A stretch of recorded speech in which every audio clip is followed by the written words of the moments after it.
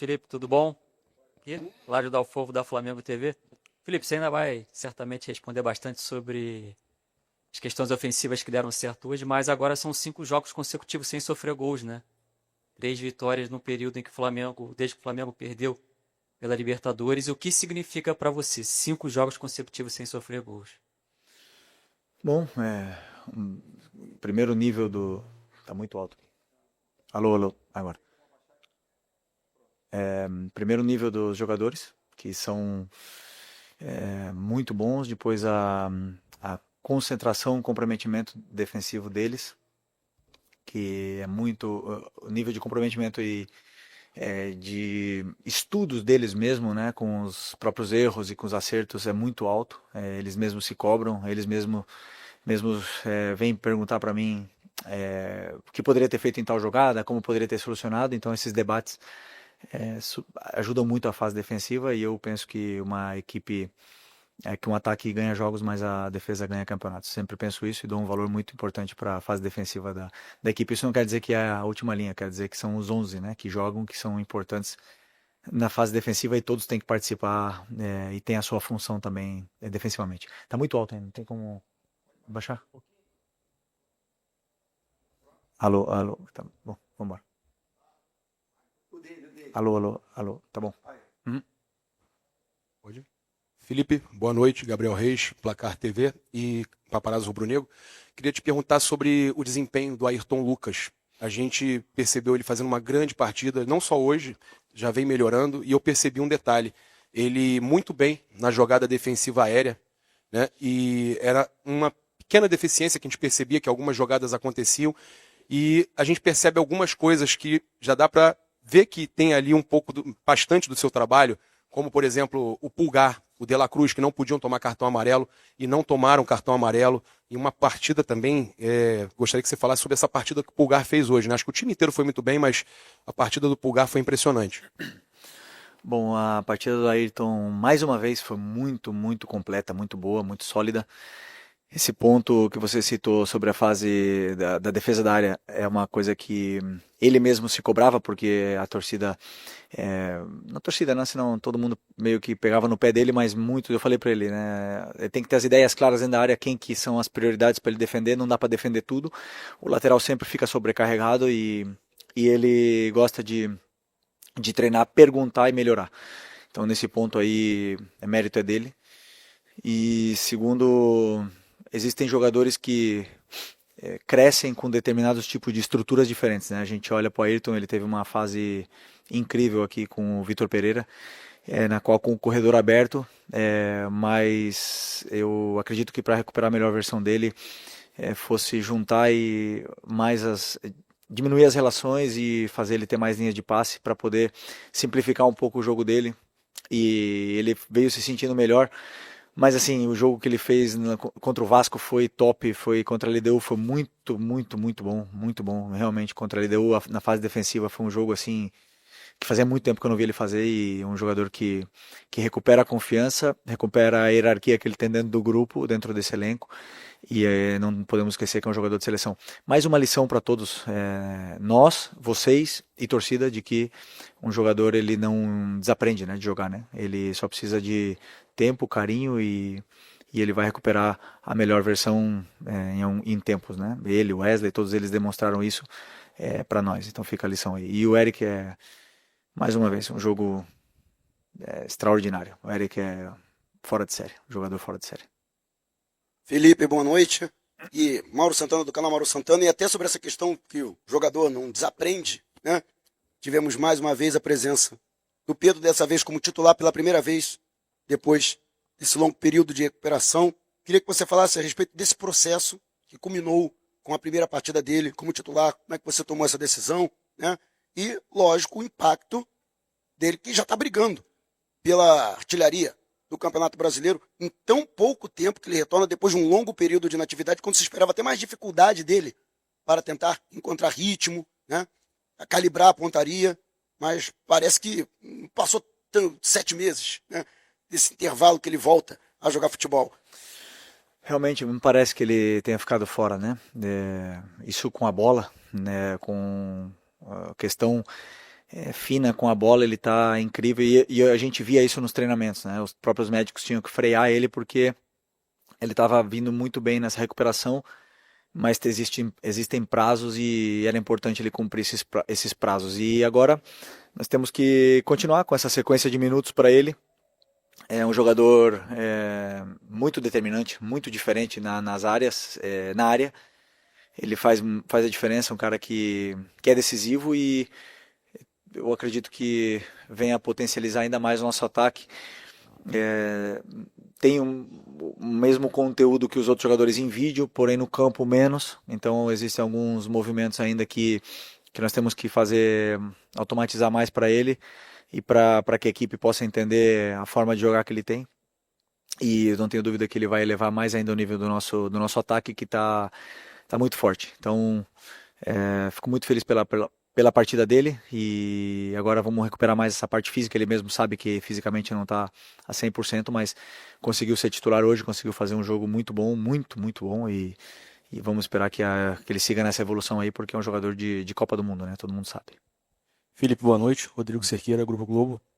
Ainda em cima dessa questão do ataque, hoje você começou com Pedro e Cebolinha, que ano passado era a dupla tida como titular em um dos grandes momentos do Flamengo no ano, e os dois se machucaram, ficaram um período fora. O Pedro, uma lesão mais grave, o Cebolinha, menos tempo, mas enfim.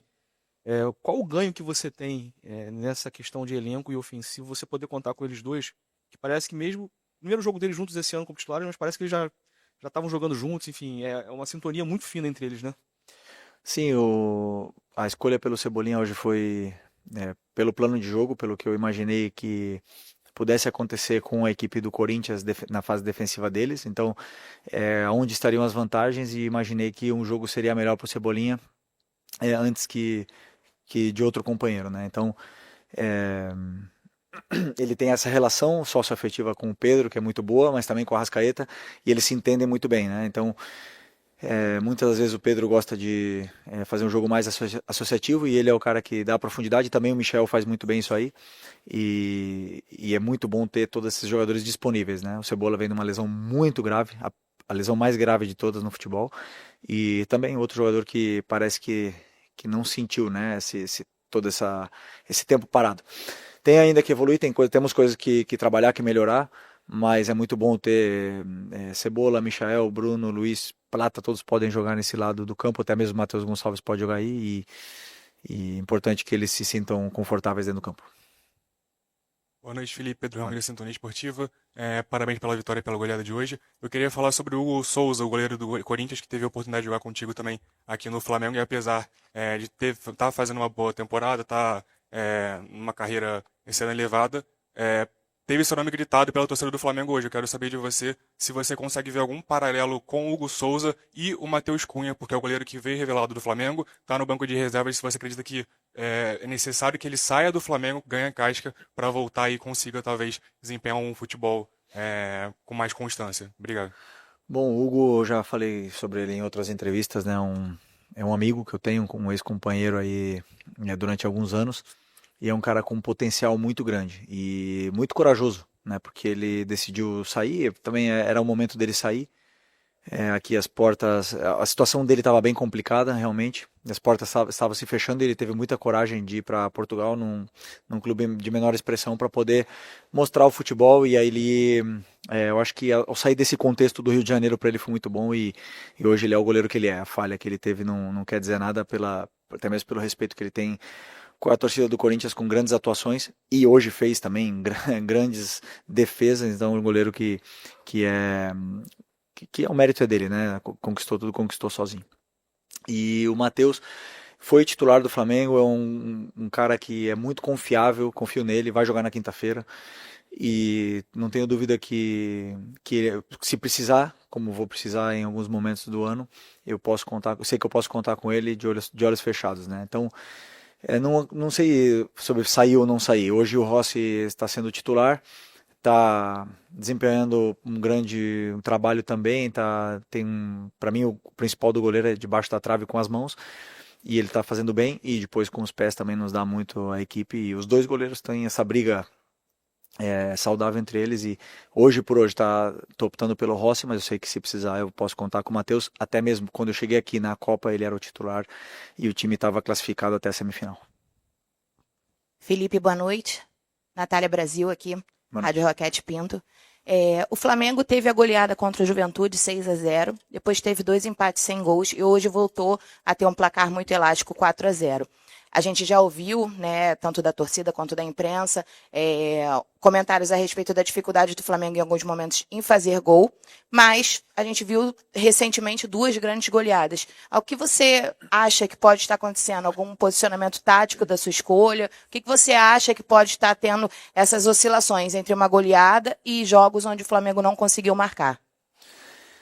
Bom, primeiro, se você olhar a tabela da Europa, nem o Barcelona nem o Paris fazem gol todos os jogos, e muitas vezes eles também perdem gols, e daí a gente olha, de repente eles fazem 4, fazem 5.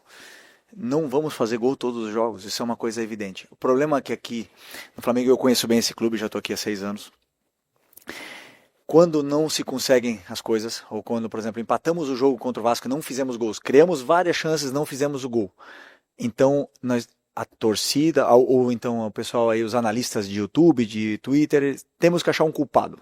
Então a gente começa a analisar, eles começam a analisar, ver quem é o culpado. Então, o culpado é que o Gerson está jogando no ataque, o culpado é o Bruno Henrique no ataque, ou o Michael não pode jogar mais. E fazem a cruz nos jogadores e começam a decidir pelo torcedor. E o torcedor consome isso. E o que eu quero aqui pedir para o torcedor, não gosto de dar recados, é que não consumam o que eles falam.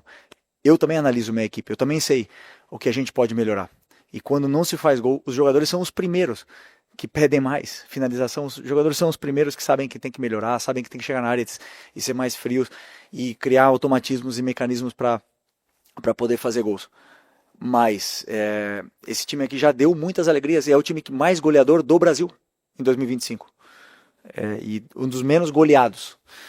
Então, eu sei o que eu estou fazendo, eu acredito muito na minha ideia, no que é a minha ideia de jogo, sei o caminho que traço para chegar até o gol do adversário, dou o plano para eles, e tem dias que eles vão fazer gols. Tem dias que vai chutar 2 e vão fazer 2 e vai ficar 2-0. E tem dias que vão chutar 20 e infelizmente a bola não vai entrar. Isso acontece porque o adversário também joga. Se o orçamento, né, fosse solução, a gente entrasse com 15 em campo, mas não é assim, entra com 11, muito bons, entramos com os melhores 11 da América no campo, mas o adversário também joga, também tem suas armas, também sabe anular, senão o único time seria campeão todos os anos, e o futebol é tão complexo por causa disso. Então, o mesmo torcedor que me pede, ou mesmo jornalista que me pede para botar o Gerson de volante, é o que me pede para botar o Nico de meia. Então, deixa comigo. Quem vai errar sou eu, quem vai acertar às vezes sou eu, e deixa que esse é meu trabalho. Okay? Boa noite, Felipe. Léo José do Coluna do Fla. Ainda na questão individual, a gente vê o Matheus Gonçalves entrando agora, né, nesse segundo tempo, e numa entrevista coletiva no começo do ano você tinha dito que o Matheus Gonçalves ele é visto como um jogador de beirada, e por conta disso ele não vinha tendo tantas oportunidades. Só que no Mundial do ano passado, na final contra o Olympiacos, você colocou ele mais centralizado, né, como meia, encostando ali na grande área. O que mudou nessa percepção do futebol do Matheus Gonçalves no ano passado, jogando mais centralizado, e nesse ano você enxerga ele mais como ponta? Não, eu acho que o Matheus, a melhor versão dele é aberto na ponta direita, porque é um jogador de drible, desequilíbrio, é um jogador que é criativo e consegue se resolver bem em espaços curtos e pressionado. Ou seja, a melhor versão para mim dele seria ali. Que ele pode jogar em outras, não tenha nenhuma dúvida. Como você falou, na final do Mundial eu botei ele por dentro, jogou com o Tite na ponta esquerda, jogou comigo já na meia esquerda, no lugar do Arrascaeta na pré-temporada, e ele pode desempenhar. Ele pode, como o Luiz Araújo também pode jogar aberto na esquerda, como pode aberto na direita, como pode jogar por dentro. Eles podem fazer. Agora, a melhor versão dele para mim seria aberto na ponta direita, né? Agora, hoje senti que ele merece merecia esses minutos, porque ele vem treinando muito bem. É um cara que quer jogar, que está sempre se exigindo mais para jogar, e gosto de jogador assim que se incomoda quando fica fora e trabalha para poder ter minutos, e hoje foi premiado com minutos antes que outros companheiros. Felipe, Raíza Simplício da Gol Brasil e da revista Placar. Eu queria que você falasse um pouquinho sobre a tua dupla de volantes, Eric Pulgar e Nico de la Cruz. Eles parecem que têm uma sintonia absurda. Hoje, observando um pouco do jogo, eles jogaram muito. No gol do Pedro, no primeiro gol, o Nico sai correndo para fazer a pressão no Hugo Souza. Teve várias jogadas também do Pulgar com o Pedro fazendo a parede. Ele faz um lançamento para o Arrascaeta que não estava impedido, mas o árbitro acabou dando impedimento.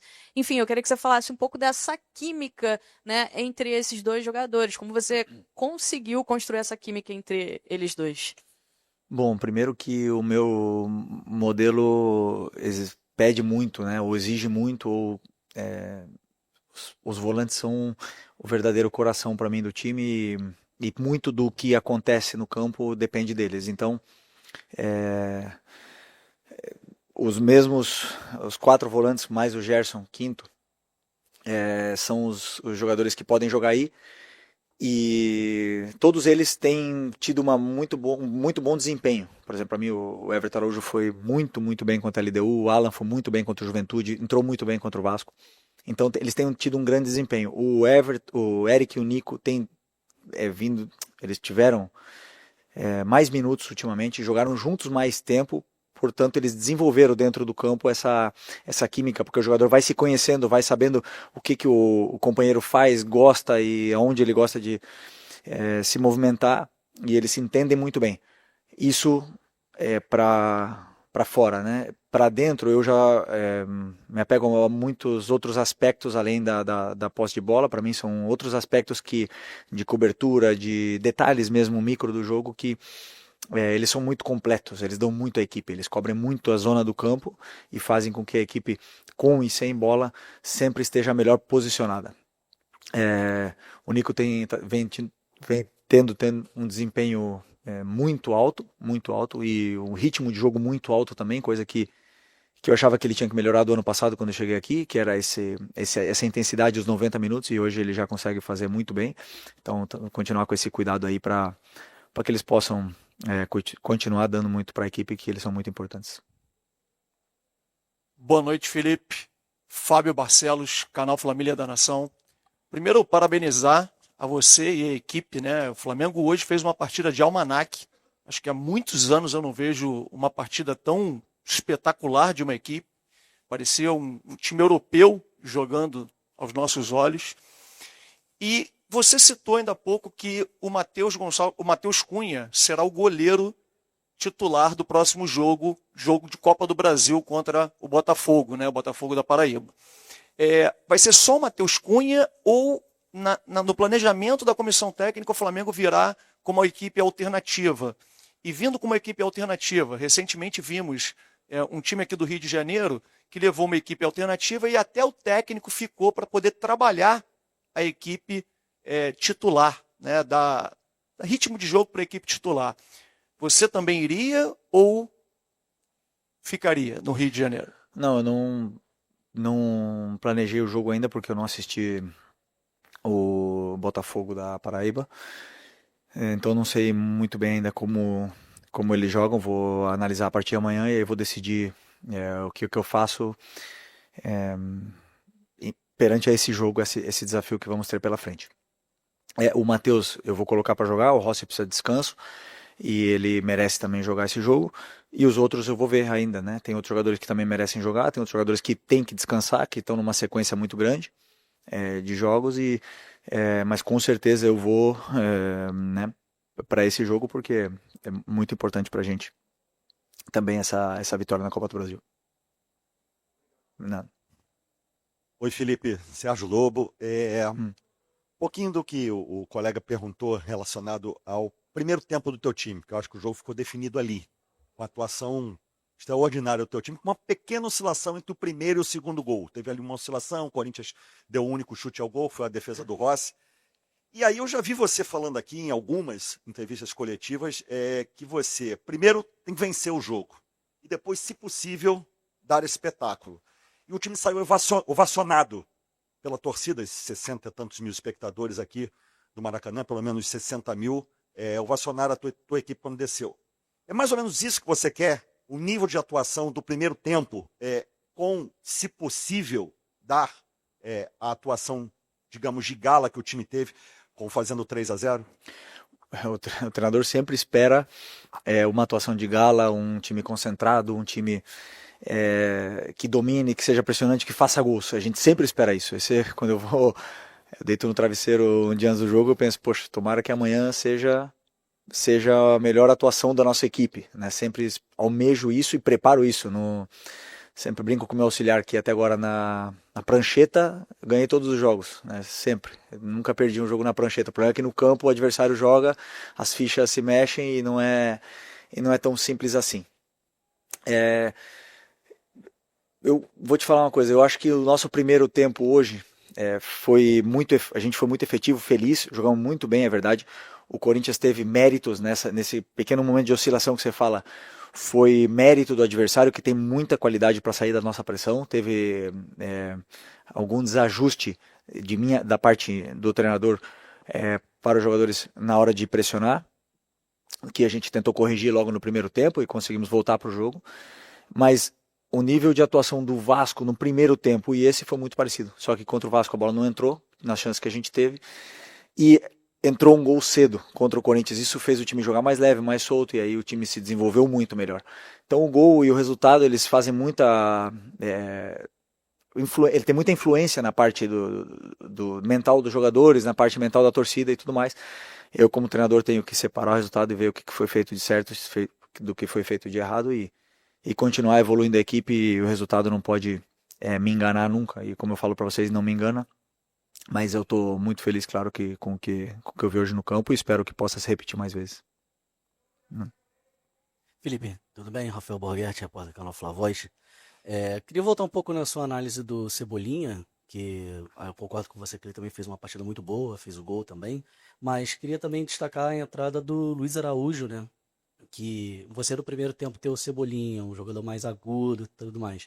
Mas com o Luiz Araújo também podendo fazer essa função, hoje parecia que ele entrou tentando acariciar um pouco mais o jogo, controlar um pouco mais a posse de bola ali, deixar o meio-campo mais povoado.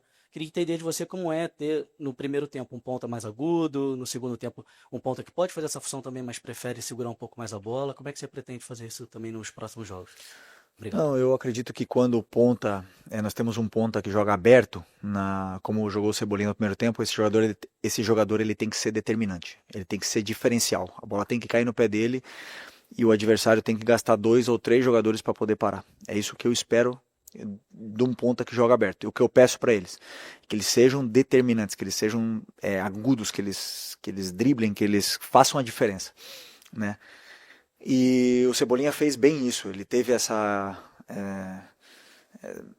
ousadia, ele conseguiu ir para cima, ele causou uma certa dificuldade para o lado direito do Corinthians, e com a ultrapassagem do Ayrton melhorou e ajudou ainda mais. Aliás, o gol começa com uma ultrapassagem do Ayrton, ele leva a marcação, libera o Cebolinha acaba finalizando e fazendo o gol. Então, para mim, são muito, muito importantes esses jogadores que são determinantes e decisivos, determinantes nesse 1 contra 1. E do Luiz Araújo. E bom, no segundo tempo eu coloquei o Luiz, porque o Luiz também é esse jogador que tem gol, tem assistência, tem um cruzamento com o pé natural, né? É diferente, então imaginei umas situações diferentes com o Luiz ali, além de que o Luiz treina muito bem e está entrando sempre muito bem, é um jogador muito, muito importante, então achei que ele fosse importante ele ter esses minutos aí, e foi importante para a equipe também. Felipe, boa noite. O companheiro aqui acabou até entrando um pouquinho nesse tema. Eu queria, por mais mal-humorado que pareça, queria falar um pouquinho sobre aquele período entre talvez os 15 minutos e o segundo gol do Flamengo. O que, na verdade, você tira daquele momento? Assim, você enxergou algum movimento do Corinthians? Não sei se me pareceu um período que o Carrilho mudou um pouquinho o lugar onde ele pegava a bola, onde ele se posicionava. Mas também, principalmente, um momento em que a pressão ela não conseguia encaixar tanto e o Corinthians ficou mais confortável com a bola. Esse Flamengo parece ser muito melhor sempre que ele consegue pressionar o adversário. E até mais do que ele constrói de trás, embora ele construa bem de trás. Havia uma dúvida um tempo atrás, como será quando houver Pedro e Arrascaeta juntos para sustentar uma pressão?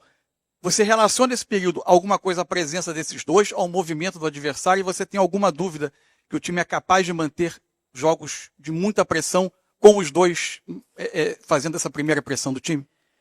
É bom, não é a mesma coisa jogar com Pedro Arrascaeta que com Bruno Henrique Plata e Michael, que são jogadores extremamente pressionantes, né? Então, isso, muitas das vezes, mesmo sem encaixar a pressão, jogadores pressionantes fazem e forçam o erro do adversário, porque eles não dão tempo para o adversário pensar e criar o jogo, ou se posicionar, né? Então, a característica do jogador, ele tem uma influência, mas sobre esses minutos que você falou, foi uma mudança para mim desde o banco. Eu não assisti ainda o jogo, mas para mim foi uma mudança tática.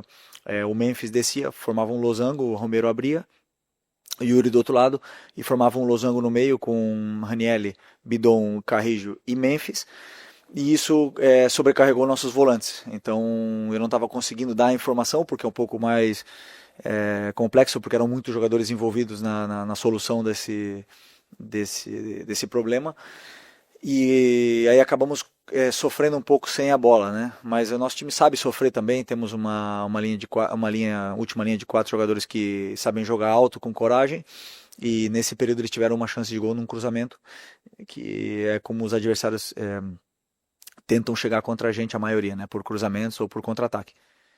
Então é basicamente isso. Esse foi esse período aí curto que a gente conseguiu ajustar esse encaixe nesse losango do Corinthians, e aí eles já dificultaram novamente para poder jogar. Como também a sua companheira, acho que citou, o Nico, tem um papel muito importante nessa pressão, porque é um cara que é muito pressionante também, e aí tudo melhorou quando os encaixes se ajustaram e os jogadores conseguiram voltar até a bola, que é importante.